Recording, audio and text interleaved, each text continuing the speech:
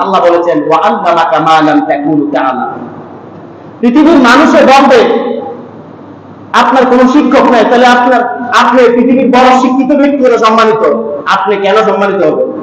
ওয়া আল্লামাকা, আমি আল্লাহ আপনাকে আল্লাহ বানিয়ে দিয়েছি, বলেন সুবহানাল্লাহ।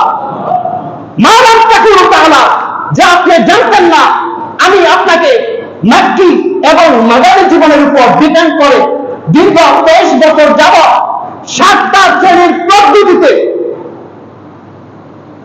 আপনার যখন যেটা প্রয়োজন হতো আপনার খিদমতে আমি 7টা পদ্ধতিতে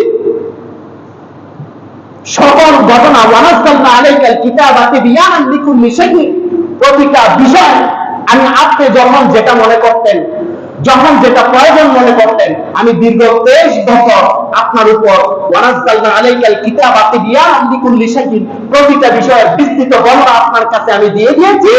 ওয়া আল্লামাকা মা লাম তাকুনু তাআলাম, আপনাকে পৃথিবীর কিছু মূর্খ আপনাকে ইলিটারেট বলবে, আপনাকে নিরক্ষর বলবে, আপনাকে অশিক্ষিত বলবে, আপনার কোন শিক্ষক নাই বলবো, অথচ আমি বলে দিলাম আল্লামাকা মা লাম তাকুনু তাআলাম, আপনাকে সকল কিছু আপনার রব শিখিয়ে দিয়েছেন, বলেন সুবহানাল্লাহ।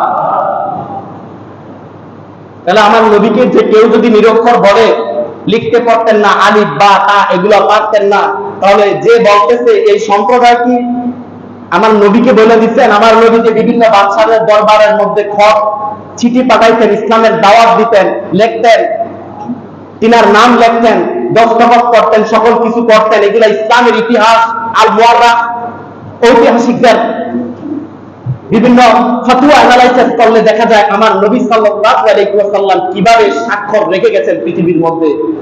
আমরা দুনিয়ার মধ্যে 2 কাটা পরে আমরা বলি নবীজি নিরক্ষর, বলেন না নাউযুবিল্লাহ।